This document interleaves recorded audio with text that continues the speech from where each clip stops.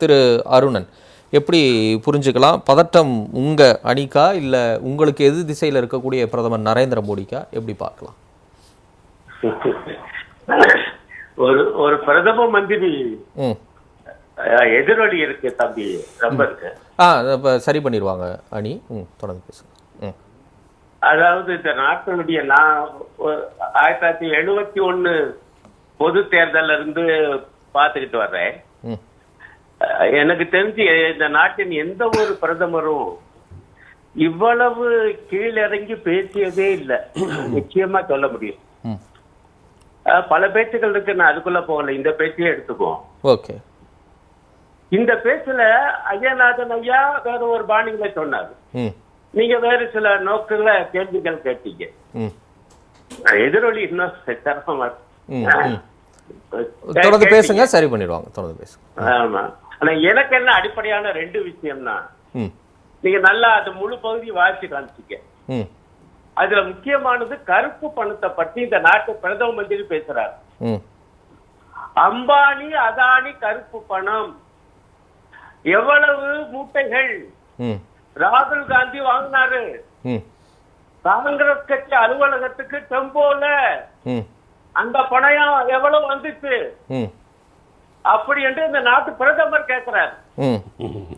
10 ஆண்டு ஆட்சிகளுக்கு பிறகு அப்படின்னா அந்த கருப்பு பணத்தை இவரே எடுக்கல. கருப்பு பணங்கிறது சட்டவிரோதம் இல்லைங்கய்யா.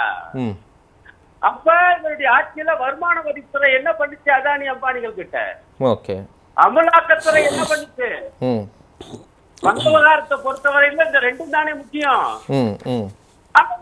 சொல்றாரு ஐயா, மூட்டை மூட்டையா செம்போல கேட்டு கருப்பு பணம் உங்களுக்கு வந்திருக்கு என்று ஒரு பிரதம மந்திரி பொது வெளியில இப்படி பேசுனா இப்ப நான் கேட்கற மாதிரி திருப்பி கேட்க மாட்டோங்களா ஐயா? சரி, நான் இப்படி கேட்கிறேன். இவ்வளவு நாள் நீங்க கேட்டீங்கல்ல, ஏன் அம்பானி அதானி குறித்து பேசுவதே இல்லை பிரதமர் மோடி? நாடாளுமன்றத்தில் கேள்வி எழுப்புறோம், பேசுறதில்ல. பொதுவெளியில கேள்வி எழுப்புறோம், பேசுவதில்லை. அவர்களுடைய முறைகேடுகளை பத்தி அவர் ஏன் எந்த விதமான கருத்தும் சொல்றதே இல்லை, வாயே திறக்கிறது இல்லைன்னு இப்ப ஓப்பனா அவர் சொல்லிட்டார்ல. இப்ப சொன்னா ஒரு கேள்வி, சொல்லலனாலும் ஒரு கேள்வின்னா அப்ப உங்களை பிரதமர் மோடி விமர்சிக்கிறதா உங்களுடைய நோக்கமா இருக்குதா? இல்லங்க, அது சொல்றது எப்படின்னு இருக்குல்ல. இப்ப இதனுடைய நான் கொஞ்சம் விரிவா அவங்களுடைய கேள்விக்கு பதில் சொல்றேன் தம்பி. அதுக்கு எனக்கு ஒரு எதிர்வினை இருக்கு, சொல்லு. அது என்னன்னா, இந்த அடுத்த வதி வாசிங்கல்ல, இவ்வளவு நாளா பேசி கொண்டு இருந்த அது நீங்க அந்த பேச்ச கட்டீங்கன்னா கிண்டக்கா அம்பானி அதானி அம்பானி அதானி, அதாவது ராகுல் காந்தி அப்படி பேசுறாராம், அப்படி கையெழுத்து சொல்லுவாரு. அப்படி பேசியவர் இப்பொழுது ஏன் பேசவில்லை? என்ன டீல் போட்டாரு அப்படின்னு கேட்கிறாரு. அப்ப பேசாமல் இருப்பதற்கு ராகுல் காந்தி ஒரு டீல் போட்டாரு வச்சுக்குவோம். 10 ஆண்டு காலமாக அதானி அம்பானிகள் வளர்ந்ததற்கு இவருடைய அரசு உதவி செய்தது, அதற்கு இவர் என்ன டீல் போட்டாரு அவங்க 2 பேருக்கிட்ட என்று நாங்க கேட்க மாட்டோமா? மக்கள் கேட்க மாட்டாங்களா? இது கூட தெரியாம பேசுறாருங்க, அது சொல்ல வர்றேன். ஆகவே இது 3வது பாயிண்ட். ஐயா, நாடாளுமன்றத்துல அதானின்னு பேசினாலே ஒரே சட்டம் கொடுப்பாங்க பாஜக காரங்க. சரி, காங்கிரஸ் காரங்க மட்டுமல்ல, நாங்கள் எங்க கட்சிக்காரங்களும் 4-5 பேர் தான் இருக்கோம் என்றாலும் நாங்கள் பேச ஆரம்பிச்சாலே கட்சி பேச விடாம செய்வாங்க. அப்ப அந்த அளவுக்கு அத பத்தியில பேசவே கூடாதுன்னு இப்ப எப்படி பேசுறாரு என்றால், அதானி அம்பானி ராகுல் காந்தி பக்கம் போயிட்டாரு, அதனால்தான் இவர் பேச மாட்டேங்கிறாரு அப்படிங்கிற மாதிரி பேசுறாரு.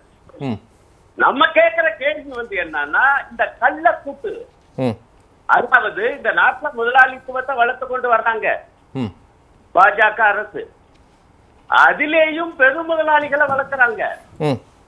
அதிலேயும் அதானி அம்பானி டாடா பிர்லா போன்ற சிலரை மட்டும் செலக்டிவா, இதுதான் குரோனி கேபிட்டலிசம், கள்ளக்கூட்டு முதலாளித்துவம். அது என்னன்னா, சில முதலாளிகளுக்கு மட்டும் சட்டத்தில் உள்ள ஓட்ட உடைச்சல்களை பயன்படுத்தி அல்ல சட்டத்தை மீறி கூட எல்லா விதமான உதவிகளையும் அரசே செய்வது.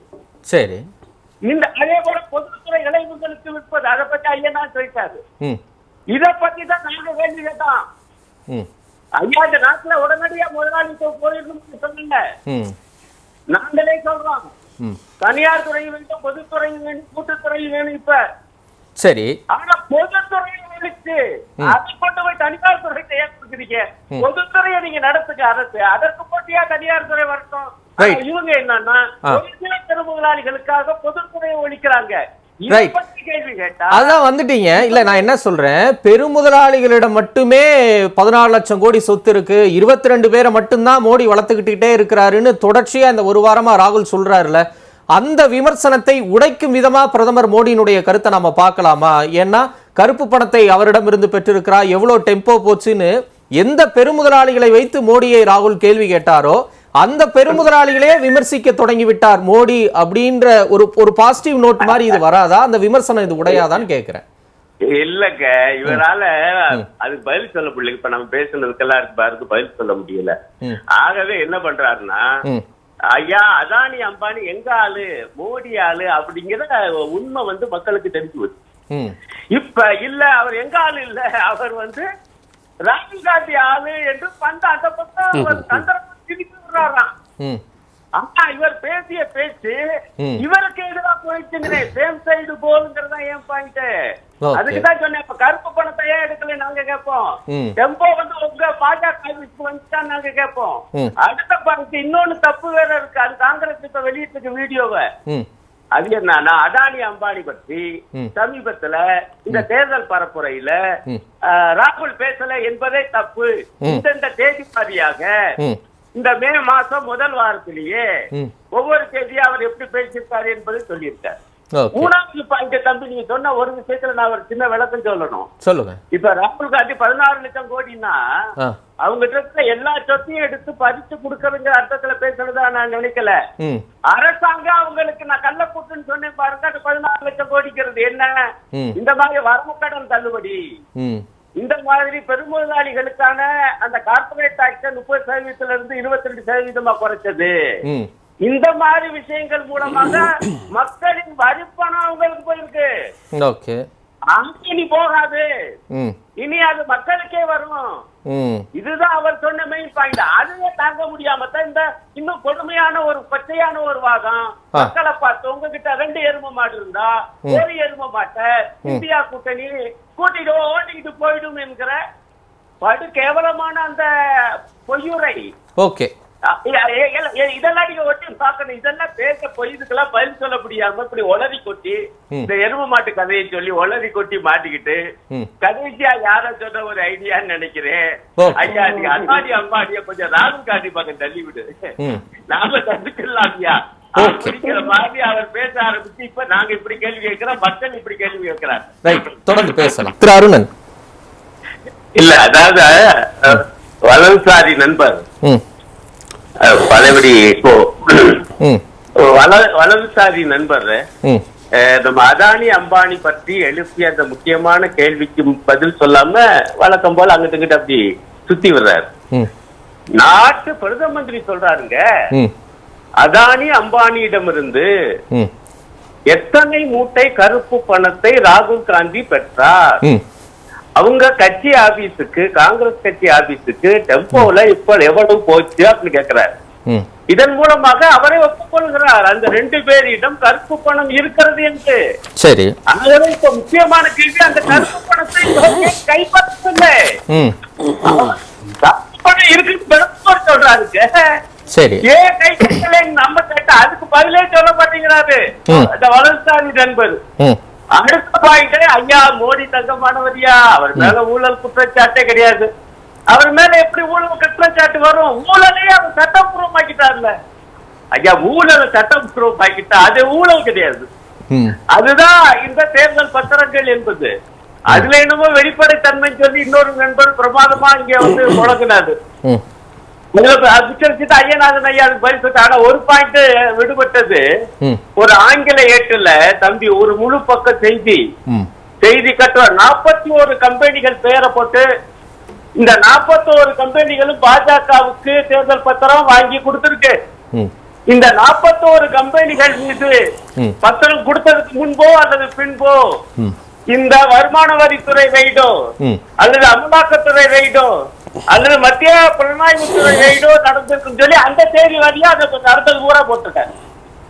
அப்படி என்றால் இந்த 3 நிறுவனங்களையும் தங்களுடைய ஏவலாக்கனாக பயன்படுத்தி பாஜகவுக்கு கட்சிக்கு தன்னுடைய கட்சிக்கு பணம் வசூல் செஞ்சிருக்காரு. வசூல் ராஜா பிஎம்.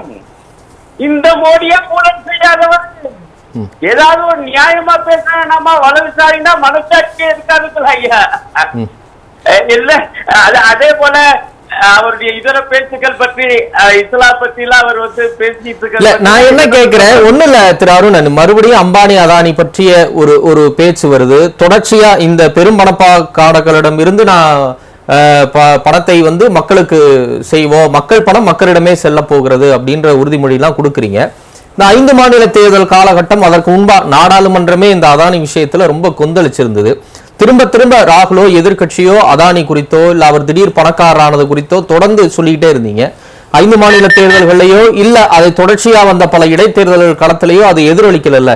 இந்த முறையும் இந்த பெரும் பணக்காரர்கள் விஷயம் எந்த அளவுக்கு எதிரொலிக்கும், இல்ல காங்கிரஸ் உள்ளிட்ட இடதுசாரிகள் உள்ளிட்ட இந்தியா கூட்டணிக்கு எவ்வளவு அனுகூலமா இருக்கும் அப்படின்னு நீங்க நம்புறீங்க?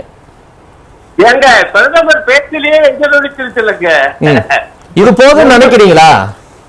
இல்ல வர்ற அது ஒரு முக்கியமான அடையாளம் குறியீடுக்கிறேன்.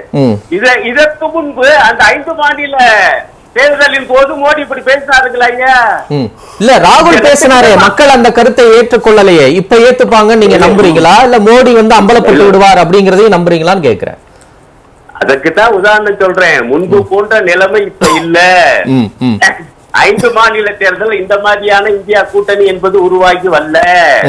இப்ப இந்தியா கூட்டணியில சில மாநிலங்கள்ல வேறுபாடு இருக்கு. ஆனால் பிரதான நோக்கு கேரளாவா இருந்தாலும் பாஜகவை 3வது இடத்துக்கு தள்ளுவது.